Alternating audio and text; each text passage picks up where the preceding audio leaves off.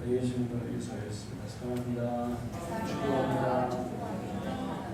잘 되고 계십니다. 할렐루야.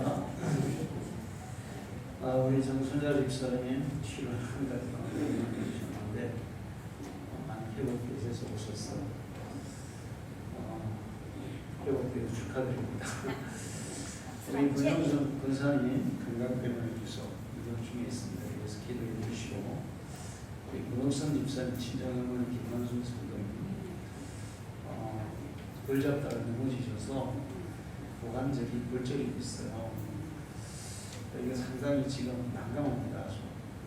왜냐하면 인공 고관절을 넣은 곳이 골절이 있기 때문에 수술을 해야 되나 말아야 되나 안 할 수도 없고 할 수도 없고 참 애매한 상황이에요. 지금까지 하나님께서 그런 애매한 상황 가운데서 우리에게 기적을 많이 주셨어요. 이번에도 잘 회복될 수 있도록 여러분 기도해 주시기 바랍니다.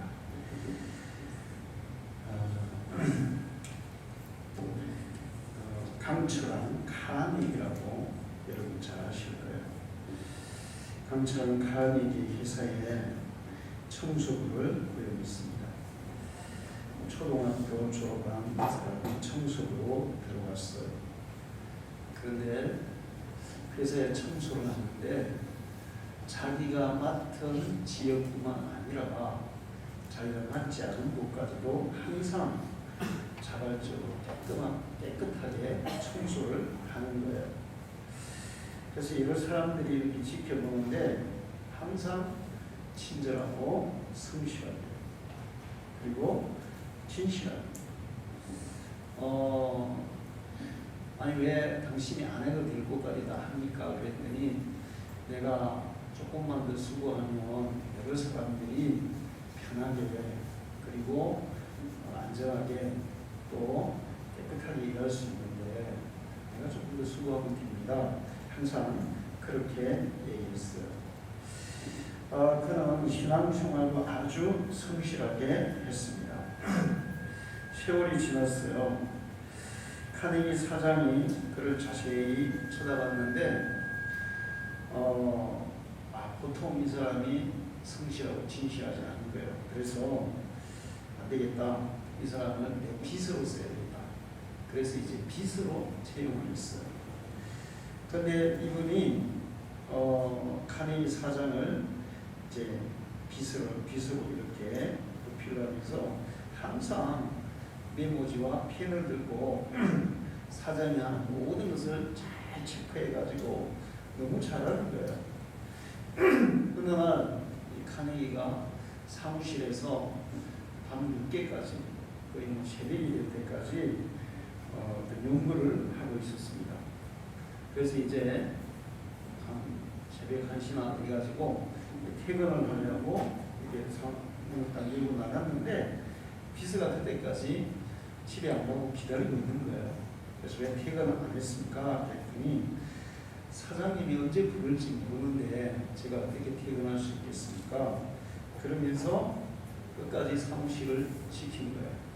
퇴근했다고 아무 문제가 없습니다. 해도 되는 거예요. 그러면서 이제 또 좀 더 세월이 지났어요. 카네기 사장이 은퇴할 때가 됐습니다. 회사 임원들을 다 모아놓고 자기 후계자를 지명하는 시간이 됐어요. 그 후계자들, 그 임원들 중에는 좋은 대학을 나오고 공부도 많이 하고 똑똑한 사람이 많았습니다. 그런데 갑자기 카네기 이 사장이 제 후계자는 바로 이 비서입니다. 이렇게 초등학교밖에 안 나온 그 비서를 후계자로 임명한 거예요. 그랬더니 이제 막 수근수근 난리가 난 거죠. 아니 어떻게 저 사람을 임명을 했을까? 그랬더니 카네기가 이렇게 얘기했어요.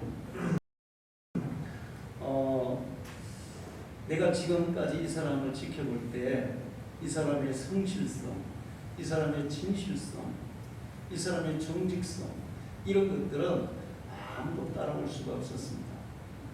그리고 이 사람이 회사를 사랑하는 그 애사심이 누구보다 많습니다. 이런 사람이 회사를 맡으면 회사는 반드시 잘 되게 되어 있습니다. 그런데 만약에 기술자가 필요하면 고용하면 됩니다. 학벌이 필요하면 공부 많이 한 사람 고용하면 됩니다. 그런 사람은 고용이 가능하지만 이렇게 성실하고 진실하고 자기 책임에 최선을 다하는, 그리고 정말 회사를 진정으로 위하는 이런 사람은 채용이 불가능합니다. 그래서 그 사람을 자기 후계자 사장으로 임명했어요. 제가 그 얘기를 읽으면서 생각해 왔습니다. 하나님도 그런 분이신 것 같다. 하나님 앞에 성실하고 진실한 신앙입니다. 그리고 하나님의 말씀대로 자기의 책임을 다하는 그런 신앙인들을 하나님이 축복하시고 그런 사람들에게 하나님의 일을 맡기시고 또 하나님께서 그런 사람들을 쓰시겠구나, 그런 거예요. 하나님도 그러신 거예요. 그래서 사실 학벌은 살 수도 있어요. 돈으로 살 수도 있어요. 그러니까 공부한 사람을 돈 많이 주면 얼마든지 고용이 가능해요. 기술이 있는 사람, 능력이 있는 사람 월급 많이 주면 고용이 가능해요. 그런데 이렇게 성실하고 진실하고 자기 책임에 다하고 진정으로 자기가 그 맡은 그 일을 사랑하고 애착을 가지고 일할 수 있는 그런 사람은 사실 돈으로 사기가 어렵습니다. 그런데 하나님은 바로 그런 사람에게 하나님의 복을 주시는 거예요. 할렐루야. 여러분이 그런 신앙이 되기를 축원합니다. 나머지 필요한 것은 하나님이 언제든지 필요하시면 시키면 되고 뽑으면 되고 하나님이 또 채워주시면 되는 거예요. 하나님께 인정받은 이 청소부, 하나님께 인정받은 여러분 되시기를 축원합니다. 지금 이제 도쿄올림픽을 하고 있어요. 도쿄올림픽에서 우리나라가 세계 최강인 종목은 무엇일까요? 두말할 것 없이 양궁이에요. 5가지 금메달 중에 4개를 땄어요. 근데 진짜 활 잘 쏘더라고요. 김우진이 이 개인전에 다 금메달을 못 땄지만 8강전에서 16강이고 8강에서 있잖아요. 3번 쏘는데 3번 다 10. 9발을 10으로 맞춰버리는데 와 진짜 우리나라 사람들은 진짜 활 잘 쏜다. 옛날부터 활을 좀 잘 쏜 것 같아요. 옛날 고구려 벽 타고 말 타고 가면서 막 이렇게 활 쏘는 거 있잖아요. 그래서 뭐 우리나라 사람들, 이 사람들 동쪽에 활 잘 쏘는 사람들 이런 얘기 했어요. 그 유전자가 있나 보죠. 활을 진짜 잘 쏴요. 그런데 이 활을 쏠 때 제일 중요한 게 뭘 것 같아요? 처음에 활을 딱 이렇게 조준해서 활실을 놓을 때 그때가 제일 중요한데 이때 0.1mm의 오차만 있어도 관역에 가서 꽂힐 때는 전혀 다른 방향으로 나간다는 거예요. 그래서 처음에 이렇게 딱 이렇게 이제 활을 쏘려고 딱 조준을 하는데 이제 정확하게 그 관역에 이렇게 중앙에 탱에다가 딱 맞춰야지. 조금이라도 0.001mm라도 벗어나면 나중에 가서 관역에 꽂힐 때는 확 벗어난다는 거예요. 그래서 옆에서 코치가 계속 하는 게 있어요. 뭘 할까요? 활의 조준점을 맞춰주는 거예요. 이번에 쐈어. 그런데 부점에 들어갔어요. 부점에 오른쪽에 꽂혔어. 그러면 왼쪽으로 이렇게 좀 바꿔 쏴야 되잖아요. 그러면 이제 조준점을 이제 이렇게 조준해라. 이렇게 해가지고 그걸 맞춰가지고 그렇게 쏜다는 거예요. 자, 그런데 이 성경에 보면 죄라는 단어가 나오는데 죄라는 단어가 히브리어는 차타라 그러고 헬라어는 하마르티아라 그래요. 근데 이게 뭐냐면 화살을 쐈는데 관역에서 벗어난다. 관역에서 벗어난 것을 죄라는 거예요. 하나님께서 우리에게 정해주신 인생의 목표 지점에서 벗어나서 사는 것을 성경은 죄라고 얘기해요. 그래서 제가 왜 관역에서 벗어난 것을 죄라고 얘기할까 생각해 봤어요. 그랬더니 죄라는 것이 바로 이 활 쏘는 거하고 같은 것이다. 그런 거예요.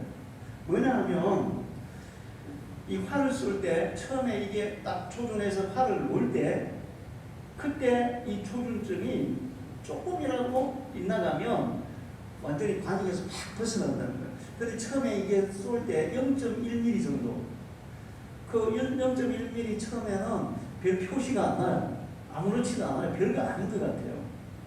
근데 그 별거 아닌 것 같은데 그게 쭉 가다 보면 완전히 벗어나가게 된다는 거죠. 죄도 그렇다는 거예요. 처음에 죄를 지을 때 사람들은 이건 뭐 대수롭지 않아, 별거 아니야, 그러면서 이제 죄를 짓기 시작한다는 거예요. 한 번이 되면 어때? 한 번 정도는 그러면서 죄를 짓는다는 거예요. 다른 사람도 다 하는데 뭐 나 어때? 그 다음에 뭐 이렇게 한다고 내가 무슨 큰 해가 있을까? 응? 이 정도쯤이야. 그러면서 처음에 시작할 때 아주 0.1mm 정도, 별로 뭐 오차가 났는지 안 났는지 모를 정도로 시작해가지고, 근데 그게 계속 가가지고 계속 시간이 지나면 나중에는 관역을 완전히 벗어나서 엉뚱한 방향으로 인생이 흘러가게 됩니다. 그래서 그거를 죄라고 성경은 우리에게 가르치고 있어요. 사람들의 인생이 망가지는 것은 서서히 죄를 짓게 되면 서서히 망가져요. 우리 사택 앞에 타일을 깔았는데 며칠 전에 제가 물 청소를 했는데 사모님이 갑자기 와가지고 당신 또 청소하다 깨뜨렸지 막 이러는 거예요. 제가 원래 잘 깨요. 뭐 하면 얼마 전에 청소하다가 화분도 하나 깨물었죠. 사실 이건 사모님이 모르는데 내가 설거지하다 그릇도 깼거든요. 내가 치웠어요. 제가 깨물는데 선수예요. 그러니까 사모님이 딱 보니까 이게 타일이 깨졌는데 내가 잘 보니까 내가 깼으면 금이 가야 될 거 아니에요. 근데 이게 파인 거예요. 이렇게 파인 거예요. 몇 군데가 파인 거예요. 그래서 내가 딱 보니까 이거는 내가 깬 게 아니고 3층에서 물이 떨어져가지고, 비가 오고 물이 떨어져가지고 거기에 패 있더라고요. 야, 그런데 이 물방울 이게 와 정말 대단한 것 같아요. 이게 계속 한 번에 떨어지니까 타일이 빵 먹어들어요. 다 타일이 타다가지고 깨지는 거예요. 그래서 제가 그거 보고 생각해봤어요. 사람의 죄라는 것도 그렇구나. 처음에 몇 방울 뚝뚝뚝 떨어져가지고 표도 안 나요. 근데 그게 계속 한 군데 계속 떨어지게 되면 결국에는 닳게 깨지게 되고 구멍이 나고 그렇게 된다는 거예요. 죄라는 것이 처음에 시작할 때는 별거 아닌데 대수롭지 않은데 그게 계속 반복적으로 되다 보면 결국에는 우리 인생을 깨어지게 하고 망가뜨리는 그런 요소가 된다는 것입니다. 야금야금 우리 인생을 좀먹어가는 것이 바로 죄예요. 자기도 모르는 사이에 시간이 지나고 나면 내 인생이 왜 이렇게 됐지? 왜 이렇게 파멸하게 됐지? 그렇게 얘기하게 되는 것이 바로 죄라는 거예요. 화살이 빗나가는 거. 처음에는 별거 아닌데 나중에 가다 보면 완전히 인생이 빗나가 버리고, 처음에 몇 방울 떨어질 때는 별거 아닌 것 같은데 계속 떨어지다 보면 인생이 망가지게 하는, 그것이 우리를 파멸로 몰고 가는 죄라는 거예요. 자, 그 다음에 우리가 또 하나 생각할 게 있는데, 우리 화분에, 저 바단에 금화뷰라는 꽃을 심었어요. 제가 재판할 때 그 조사받으러 왔던 집사님이 꽃씨를 선물로 줬어요. 그래서 심어봤더니 바단에 하얀 꽃 피었죠. 꽃 굉장히 예쁘더라고요. 근데 그 꽃은 보는 것이 아니라 먹는 꽃이에요. 따가지고 말려가지고 차로 끓여 먹으면 특히 여자분들에게 아주 좋은 그런 약효가 있고 혈관 건강에 아주 좋은 약효가 있대요. 그래서 올해 제가 이제 저쪽 꽃 말려가지고 차를 한번 끓여 먹어봤는데 맛도 괜찮더라고요. 여러분 이거 올 가을에 이제 씨 따가지고 집집마다 집 앞에 뿌려가지고 꽃도 보시고 씨로 심으면 씨마다 심었거든요. 꽃도 보시고 차도 드시고 꽃차도 드시고 그렇게 하세요. 근데 이제 저 바다 앞에 쫙 심어놨는데 어떤 거는 보니까 이 꽃대가 엄청 큰 거예요. 어떤 거는 꽃대가 엄청 부실한 거예요. 근데 꽃대가 큰데 피어나는 꽃은 클까요, 작을까요? 엄청 큰 거예요. 꽃대가 작은 데서 피는 꽃은 아주 작은 거예요. 그래서 야, 왜 화단에 꽃까지 심었는데 어떤 건 작고 큰가 자세히 보니까 그늘진 데 있는 꽃대는 작아요. 햇빛을 잘 받은 꽃대는 커요. 사실 땅은 똑같아요. 양분은 똑같아요. 그런데 햇빛을 잘 받은 꽃대는 크고 햇빛을 못 받은 그늘진 데에 자란 꽃대는 약한 거예요. 그럼 꽃도 쬐끔하더라고요. 근데 이것이 꽃만 그런 게 아니라 나무도 그렇고 과일도 그렇고 야채도 그렇고 다 그래요. 제가 저 위에다가 조그마한 텃밭에다가 여러 가지 심어놨어요. 작년 가을에 우리 박미연 집사님이 그 양파 모종을 줬거든요. 그 심었잖아요. 내가 올해 양파를 켰는데 마늘만 양파를 마늘만 준 거예요. 작년에 고구마를 심었거든요. 몇 포기 심어봤어요. 고구마 순이 막 얼마나 잘 자라든지 와 고구마 엄청 이제 좀 큰 거 나겠다 했어. 캐보니까 세상에 제일 큰 게 내 이 손가락보다 작은 거예요. 이상하네. 그래도 작년에 최 장모님이 마늘을 이렇게 줘가지고 심었거든요. 세상에 올해 캐보니까 마늘 심은 마늘보다 더 작아.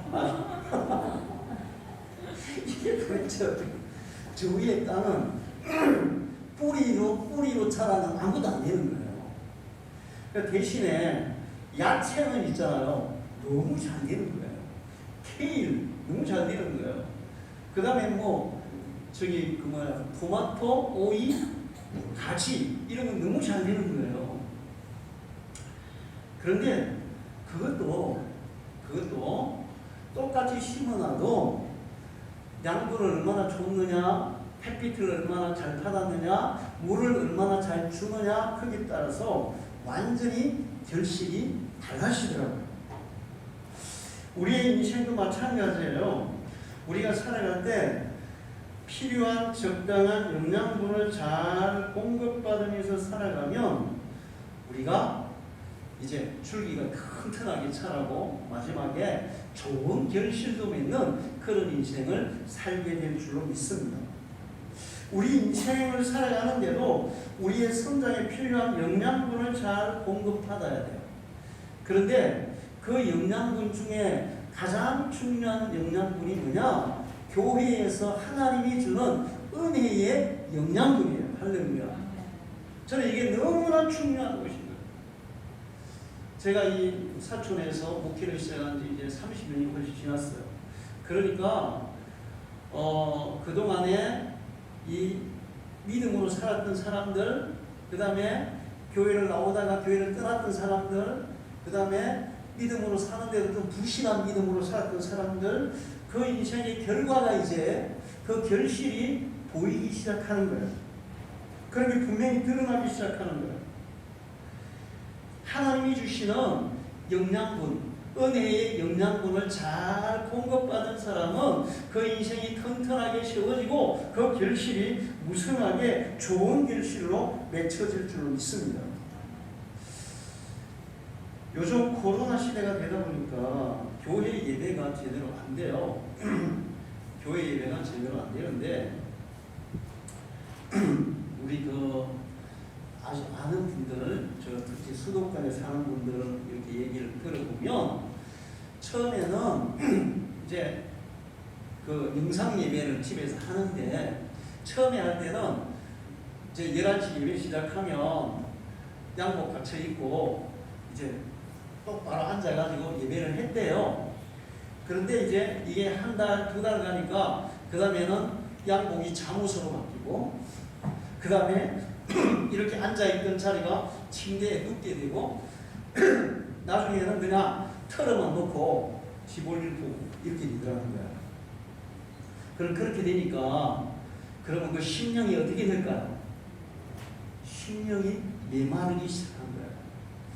그래서 괜히 안 싸울 일도 가족 간에 싸우게 되고 괜히 짜증나고 그리고 괜히 마음이 불안하고 그러면서 그냥 이 가정의 여러 가지 것들이 막 이렇게 망가지기 시작하는 거예요. 하나님은 우리에게 은혜를 주시고 우리가 그 은혜를 많이 받으면 잘 받으면 우리의 인생이 견고하고 튼튼하게 세워질 줄 믿습니다.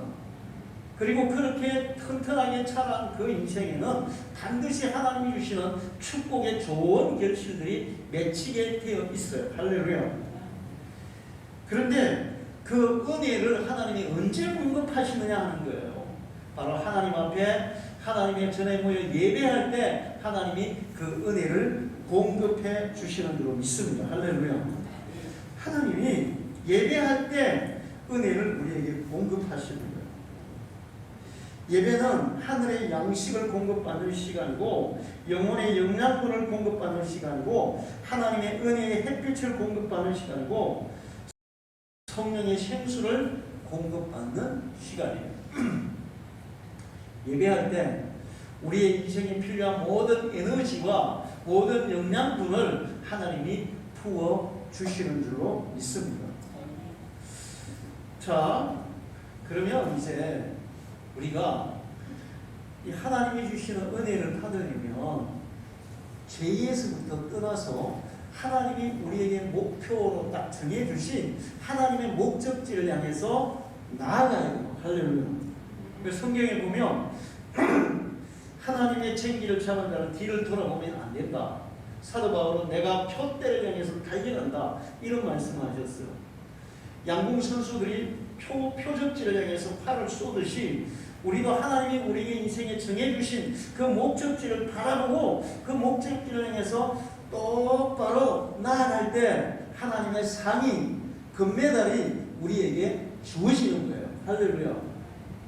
근데 이거 뭐 내가 지금 이렇게 하는 게 대수롭지 않느냐 그런 거 아니야. 이게 무슨 뭐 인생에 그 손해가 있겠어. 그러면서 하나님 주신 표적지가 아닌 다른 방향으로 처음에는 별거 아닌 것 같아. 크게 벗어나지 않은 것 같아. 그런데 이게 이제 점점 이제 벗어나서 처음엔 조금 벗어나서 점점 살아가다 보면 나중에 가면 완전히 이렇게 벌어지는 거예요. 그래서 우리는 하나님 주신 표적지를 향해서 나아가야 될 줄 믿습니다. 그리고 하나님이 주시는 은혜의 영양분을 공급받아 그걸 먹으면서 그걸 에너지로 삼아서 살아가야 될 줄로 믿습니다. 오늘 성경은 육신을 따라 사는 사람은 사망의 결실을 거두고 영을 따라 사는 사람은 생명의 결실을 거둔다. 그렇게 말씀하고 있어요. 예수를 믿는 사람들은 하나님의 백성입니다. 우리가 신앙생활을 제대로 했는지 제대로 하지 않았는지 그것은 시간이 지나면 결실을 통해서 드러나게 되어 있어요. 여러분은 여러분의 신앙생활, 여러분의 인생을 20년, 30년 한 후에 하나님이 주시는 좋은 결실들을 풍성하게 거두는 믿음의 사람이 되기를 축원합니다.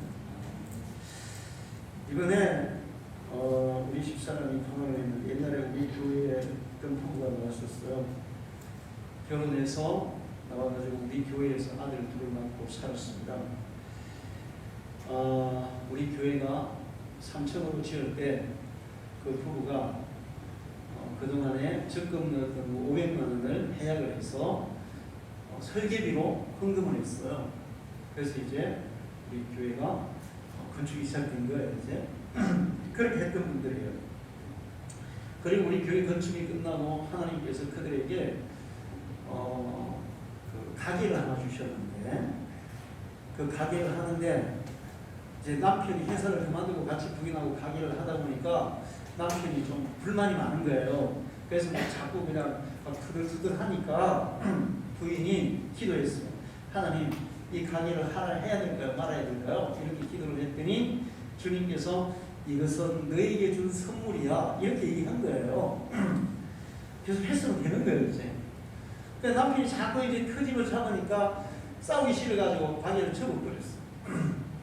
그리고는 얼마 안 있다가 저기 경기도로 이사를 간 거예요. 그때 저는 굉장히 마음이 무거웠는데, 누가 제일 마음이 무겁냐 하면 그 두 아들이에요.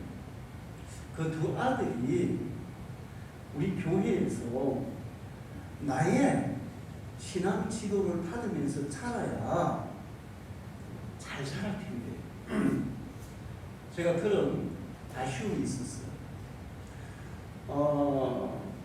그런데 이제 그들은 서울 경기도로 이사를 갔어요. 지금은 인천에서 사시는데 세월이 이제 한 25년쯤 지났죠. 그래서 전화를 했는데 정말 이거 말로 하기 곤란한 그런 상황이 된 거예요. 남편은 남편대로, 아내는 아내대로, 자식은 자식대로. 완전히 이게 정상이 아니야. 비정상이고 보통 비정상이야. 근데 그 사람들이 그동안에 교회를 안 다녔냐? 교회를 다닌 거예요. 교회를 다녔는데 교회를 잘 다닌 게 아니고 이 교회 갔다가 저 교회 갔다가 저 교회 갔다가 그렇게 교회로 옮기고 그 다음에 또 어떨 때는 교회를 갔다가 어떨 때는 안 갔다가 어떨 때는 좀 열심히 하다가 어떨 때는 그냥 아무것도 안 하다가 그 남편은 남편대로 밖으로 들고 아내는 아내대로 밖으로 들고 그 자식들은 자식들대로 또 따로 들고 지금은 이제 아이들이 전부 다 나이가 30살, 31살 뭐 이렇게 됐는데 아무것도 안 해요. 집에서 놀고 있어요. 그래서 야, 결혼해라 그랬더니 엄마 아빠가 나 아파트 한 채 사주면 결혼하죠? 이렇게 얘기했네요. 문제는 뭐냐 하면 정신 구조예요. 정신 구조. 저는 우리가 교회에서 아이들이 그리고 성도들이 이렇게 신앙생활을 할 때 목회자는 옆에서 계속 이 화살을 쏠 때 옆에서 코치가 뭐한다 그랬어요? 조준점을 조준해 준다 그랬잖아요. 목회자는 그 역할을 해야 되는 거예요. 성도들이 사실은 그 부부가 우리 교회에 나왔을 때 어느 날 이 남자 집사가 우리 집사였거든요. 재정 담당이었어요. 재정부장이었어요. 근데 그날 우리 교회 직원회를 하는 날이에요. 그러면 재정부장이 뭘 해야 돼요? 재정 보고를 해야 되잖아요. 근데 그날 주일날 교회 안 나온 거야. 그래서 이봐라, 재정부장이 교회를 안 나와? 그래서 이제 나중에 이제 나한테 비밀로 했지. 부인은 나오고 안 나왔어 남편이. 그래가지고 안 나오길래 나중에 이제 왜 안 나왔냐고 물어봤어. 입에다 맞히고 그랬더니 낚시하러 갔다는 거야. 그래서 제일 팍 하더래요. 제가 전화해가지고 저녁에 전에 야 네가 집사냐 잡사냐 도대체 재정부장이 돼가지고 직원이 해는 재정보고 해야 되는 날에 낚시를 가? 완전히 이거 잡사네. 희망이 못 해버린 거야. 그런데 그때 제가 너무 조준점을 너무 세게 돌리는 거야. 조금 돌려야 되는데 너무 강하게 돌려버린 거야. 그랬더니 이 양반이 목사님 너무 심하게 뭐라 하는 것 같다. 그랬는다 말고 저도 너무 심하게 뭐라 하는 건 있는데 그런데 그때 그분들이 내 얘기를 듣고 조준점을 잘 맞췄으면 지금 인생에 그런 결과는 안 왔다는 거예요. 지금은 제가 입에 탐을 썼기 때문에 여러분이 말을 못하는데 이건 보통 심각한 게 아니에요. 남편도 아내도 자식들도 보통 심각한 게 아니에요. 도대체 25년 동안 그들이 뭐하고 살았는지 자기들 나름대로 막 돈 많이 벌고 그 다음에 열심히 살았다고 해서 돈 많이 벌었는데 버는 돈도 이번에 아들이 사고차가 다 날아갔어요. 우리가 인생을 살았을 때, 세월이 지났을 때 우리 인생에 어떤 결실이 주어졌느냐, 어떤 결실이 맺혀지고 있느냐, 그것을 통해서 우리의 인생이 점검이 되는 거예요. 여러분, 아까 카네기의 그 비서가 사장이 되잖아요. 누구에게 인정받은 거예요? 카네기 인정받은 거예요. 다른 사람에게 인정받은 게 카네기 사장에게 인정받은 거예요. 여러분도 하나님께 인정받는 사람 되기를 축원합니다. 하나님이 여러분을 인정하시면, 여러분을 축복하시면 어떻게 초등학교밖에 안 나온 청소부가 사장이 될 수 있겠어요. 하나님이 축복하시는 그런 역사가 일어날 줄 믿습니다. 할렐루야. 다윗이 많은 사람이었어요. 양 지키는 목동이었어요.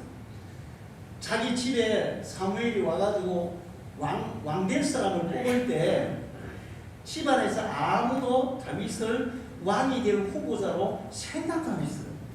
다른 형제들은 전부 다 모여가지고 사무엘에게 선을 받는, 면접을 받는데 다윗은 그때 혼자 들판에서 양을 지키고 있었어요.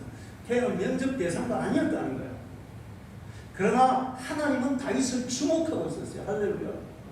다윗이 하나님께 신실한 믿음의 사람이었고 정직하고 진실한 믿음의 사람이었어요. 성실한 믿음의 사람이었어요.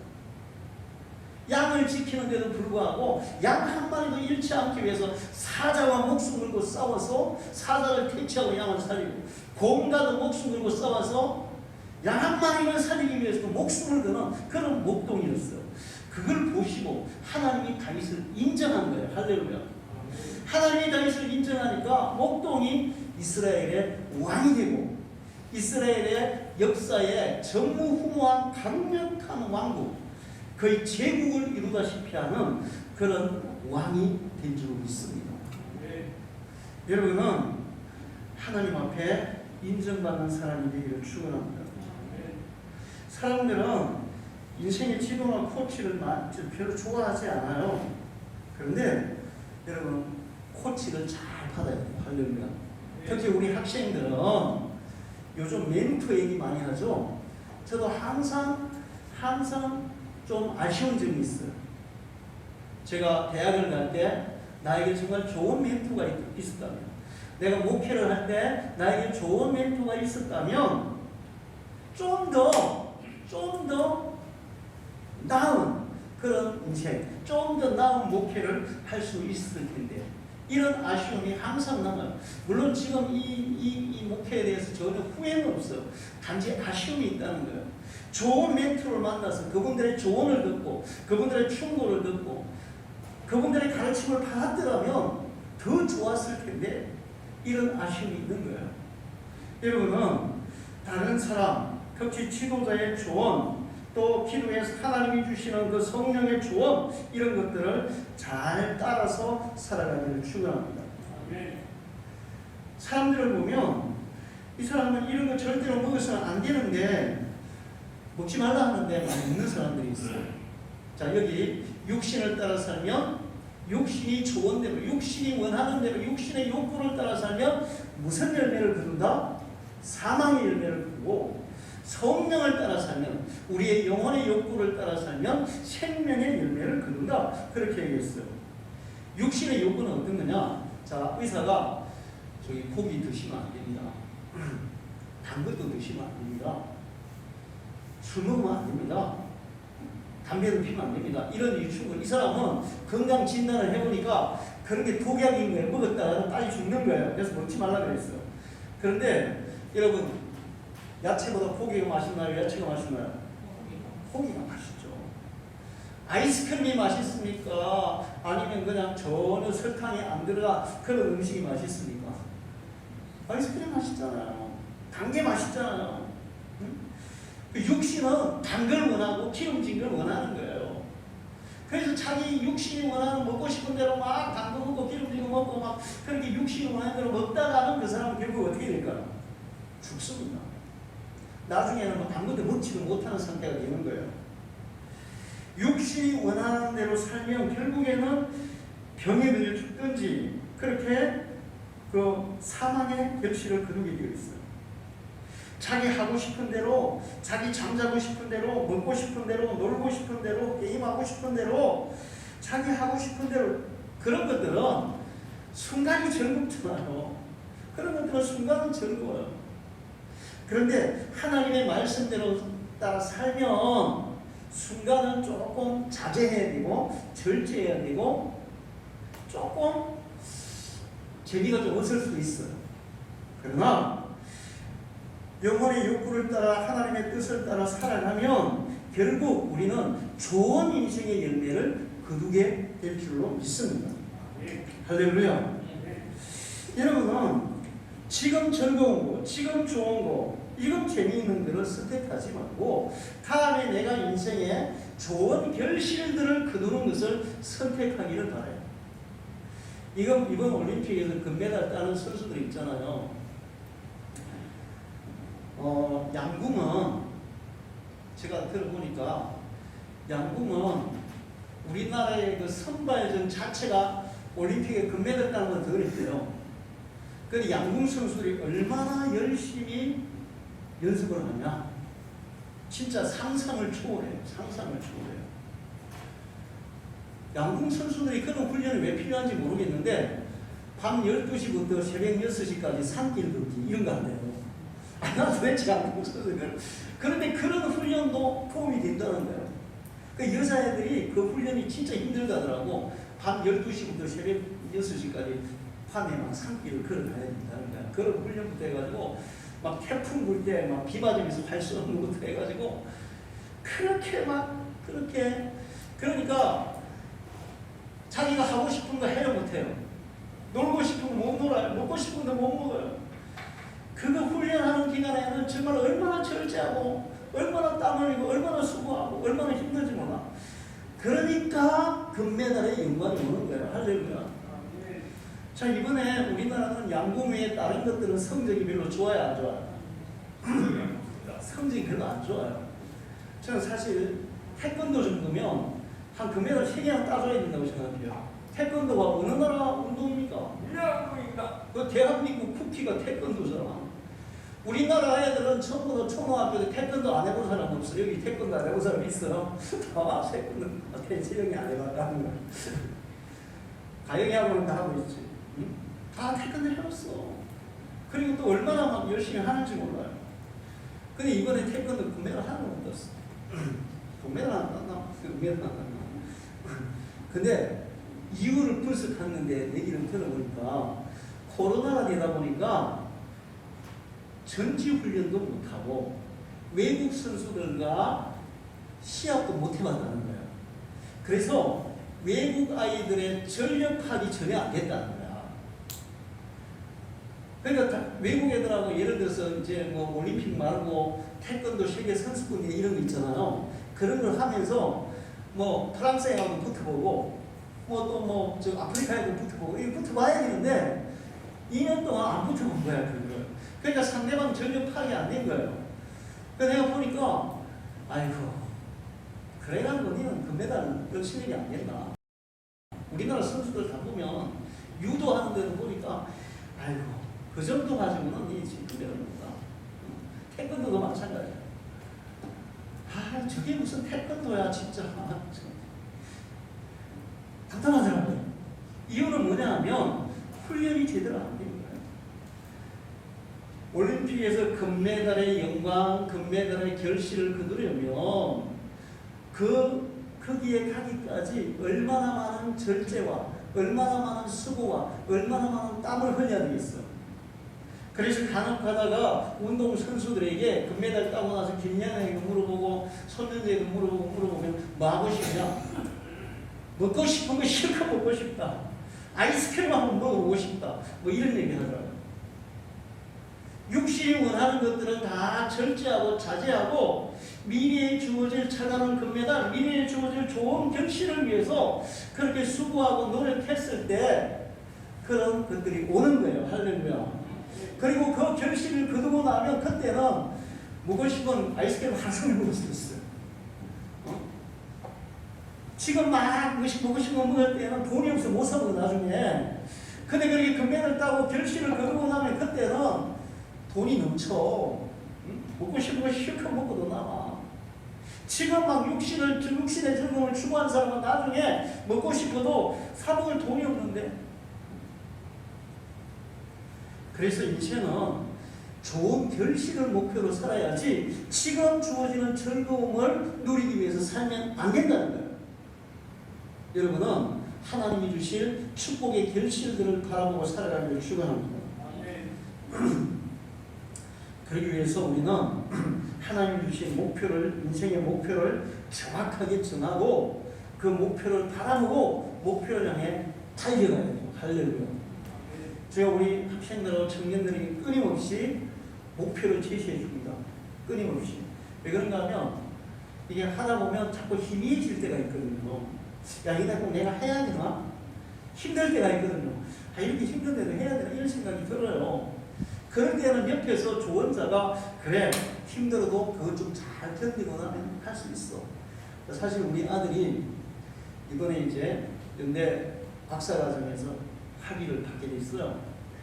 그리고 이제 지난 이번 주에 면접을 봐 제약회사에 취직이 됐어요. 8월 16일부터 이제 연구원으로 이제 출근을 하게 됐어요. 그런데 작년에 우리 아들이 뭐라 하냐면, 아빠 그만둬야 될 것 같아. 이러는 거예요. 자, 애기 낳잖아요. 애기 낳고. 그런데 애기 낳으면 이제 우리 며느리는 이제 뭐 해야 돼요? 휴직이 해야 되잖아요. 그러면 생활을 누가 책임져야 돼요, 이제? 우리 아들이 책임져야 되잖아요. 근데 그 대학에서 교수들은 우리 아들에게 학위 줄 마음이 없는 거야. 우리 아들은 분명히 학위를 받을 만한 준비를 다 했어요. 연구를 다 끝냈어요. 그런데도 대학 교수들의 갑질이라는 게 있더라고, 갑질. 그러니까 얼마나 화가 나요. 자기는 준비를 다 했는데도 불구하고 충분히 학위를 받을 자기 내면에도 불구하고 안 주려니까. 그래서 그만둬야 되겠다. 그래서 제가 그만두라 하겠어요? 내 아들에게 그랬어요. 아들아, 새가 높이 날아오고 오르려면 오르는 과정에서 날갯짓을 많이 해야 돼. 그러면 힘이 들까 안 들까? 힘이 들어요. 여러분 참새들 보잖아요. 참새들은 높이 날아요? 낮게 날아요? 멀리 날아요? 조금밖에 못 날아요? 파닥파닥 하다가 또 빠져 못 가요. 그래서 높이 나는 독수리, 매 이런 것들은 높이 나기 위해서 날갯짓을 엄청 많이 해야 돼요. 높이 올라가야 돼요. 그런데 어느 한계에 딱 도달하는 순간 그때부터는 날갯짓이 필요해야 안 해요. 그때부터는 상승 기류를 타고 날개만 쫙 펴고 있으면 상승 기류가 그냥 몸을 받쳐서 이렇게 가만히 있어도 떠 있는 거예요. 공중에. 여러분 철새들이 6,000km를 날아가요. 6,000km를 도대체 어떻게 날아가겠어요? 이렇게 못 날아가요. 어느 정도 위치 고도에 올라가면 상승 기류에 의해서 날개만 펴고 있으면 저절로 뜨는 거예요. 비행기 달듯이 그냥 뜨는 거예요. 그 힘 안 드는 거예요. 그래서 날아가는 거예요. 높이 나는 새가 되려면 날갯짓을 많이 해야 돼요. 거기 올라가기까지 많이 힘들어. 그러나 일단 올라가기만 하면 그 다음에는 날갯짓이 필요 없어. 그냥 날개만 펴고 있으면 자, 밑에서 참새가 보는 시계와 독수리가 하늘에서 보는 시계, 누가 더 많은 시계를 봅니까? 누가 더 많은 시계를 품습니까? 높이 날아오르는 새가 더 많은 시계를 품는 게 우리 아이들, 청년들 잘 기억해야 돼요. 여러분이 더 높은 목표를 향해서 날아 올라가려면 날갯짓을 많이 해야 되고 그만큼 힘이 들어요. 그러나 일단 목표에 도달하는 순간부터는 참새보다 훨씬 더 유유자적하게 즐기면서 누리면서 그리고 많은 세계를 바라보면서 넓은 세계를 품으면서 살아가게 될 줄로 믿습니다. 그걸 보고 살아야지. 우선에 힘든 거 그거 생각하고 나 편하고 좋은 거 즐거운 거 우선에 이거를 생각하면 절대로 참새밖에 안 되는 거예요. 우리 방주교회 성도들, 우리 청년들 전부 다 독수리 같이 되기를 축원합니다. 제가 마지막으로 와나메이커 간증을 하고 끝내는 거예요. 와나메이커가 세계 최초의 백화점 왕이 있어요. 근데 너무 어릴 때 집이 가난해서 14살에 서점에 전문으로 취업을 한 거예요. 근데 와나메이커는 이제 어릴 때부터 정말 믿음이 특출한 사람이었어요. 굉장히 믿음이 좋았어요. 그 아나메이카가 유치원 때 한 일을 여러분이 거기 다 얘기하면 시간이 많이 가니까 어쨌든 그렇게 특출한 믿음이 있었어요. 그러면서 14살 때부터 이제 이 서점에서 점원으로 일을 했는데 이 믿음이라는 게 있잖아요. 하나님을 진실로 믿게 될 때 우리는 다른 사람보다 더 성실하게 되어 있어요. 할렐루야. 더 진실하게 되어 있어요. 할렐루야. 제가 우리 집사님들 회사 일하는 거 보면 정말 모범적으로 일하세요. 응? 사장이 보든 안 보든 정말 성실하게 일하세요. 다른 사람보다 더 많이 일하세요. 우리 직원이가 박미연 집사님 본명에서 아르바이트를 했는데 나한테 그러더라고요. 그 일하는 아줌마들이 다른 아줌마들 보면 교회 가기 싫다 그러는데 박미연 집사님 보면 교회 가고 싶다 그러는데 할렐루야. 이게 일하는 게 다른 거예요. 다른 아줌마들은 보면 자기가 봐도 그냥 누가 안 보면 어떻게든지 막 실라 그러고 놀라 그러고. 제가 봐도 여기 주변에 공장들 있잖아요. 한 번씩 보면 틈만 나면 어디 가서 담배 피고 있는 사람들이 있더라고요. 저런 거 왜 그러나? 우리 집사님이 그렇게 안 하잖아요. 정말 보든 안 보든 성실하고 진실하게 일하잖아요. 와나메이커가 그런 사람이었어요. 점원으로 일하면서 하나님을 믿는 믿음 때문에 정말 신실하게 그리고 성실하게 일했어요. 하나님의 말씀을 실천하면서 살았어요. 근면, 성실, 정직을 자기 인생의 자산으로 삼았습니다. 할렐루야. 그렇게 살다 보니까 23세가 될 때 남성 의류 가게를 하나 오픈하게 됐어요. 그러니까 이제 그렇게 하다 보니까 사람들이 누구에게 가서 물건을 자꾸 샀겠어요? 이 사람에게 가서 사는 거예요. 그러면서 야, 저 사람은 진짜 신실한 사람이야. 그러면서 이제 남성 의류 가게 주인이 23살 때 됐어요. 그리고 미국의 남북 전쟁이 일어나는데도 불구하고 그의 사업은 계속 번창해서 필라델피아에 종합 판매장을 세운 거예요. 종합 판매장. 그 백화점 이전 단계. 여러분 우리나라로 치면 뭐 마트, 이마트, 홈플러스 같은 그런 비슷한 그런 걸 세웠고, 그리고 나서 뉴욕에다가 백화점, 이제 세계 최초의 백화점을 세웠어요. 자, 그가 어떻게 살았냐면 하루는 백화점에 여성 의류가 들어왔는데 어떤 부인이 그 옷을 살라고 온 거예요. 근데 점원이 막 그 옷이 좋다고 막 선전을 하는데 정말 들어보니까 최고 좋은 옷같이 막 선전하는 거예요. 그랬더니 부인이 그 옷을 사겠다는 거예요.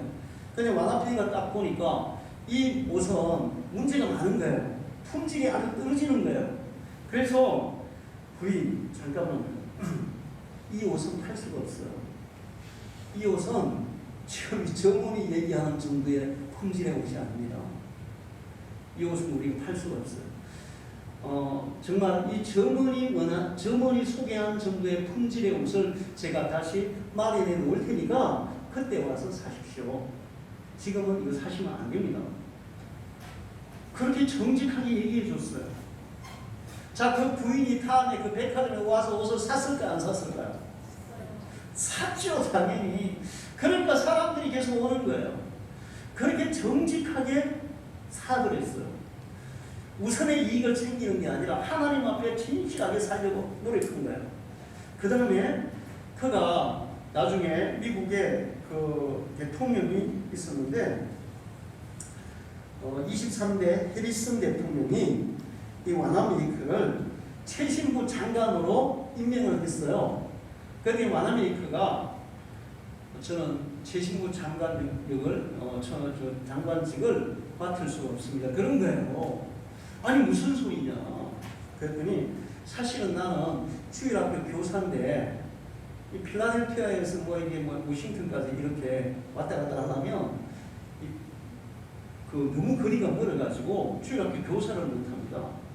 나는 최신부 장관보다도 주일학교 교사를 하는 게 더 중요하니까 그래서 저는 할 수가 없어요. 이랬어요. 근데 대통령이 어떻게 했을까요? 인정했습니다. 그렇게 해라고. 그러면 비행기 타고 다니면서라도 그렇게 하라고. 당신이 주일학교 교사를 할 수 있게 해주겠다고. 그래서 주일학교 교사를 했다는 거 아닙니까? 할렐루야.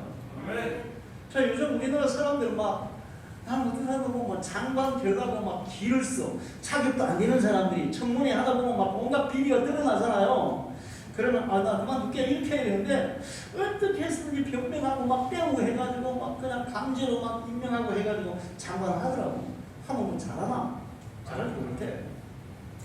근데 이 사람은 장관 자격이 충분히 되는데도 불구하고 주일학교 교사를 위해서 장관직을 포기하는 그런 하나님 앞에 신실한 사람이었어요. 할렐루야. 그러니 하나님께서 그런 사람에게 복을 주지 않겠습니까? 인생에 좋은 결실이 있지 않겠습니까? 여러분이 그런 믿음의 사람이 되기를 축원합니다.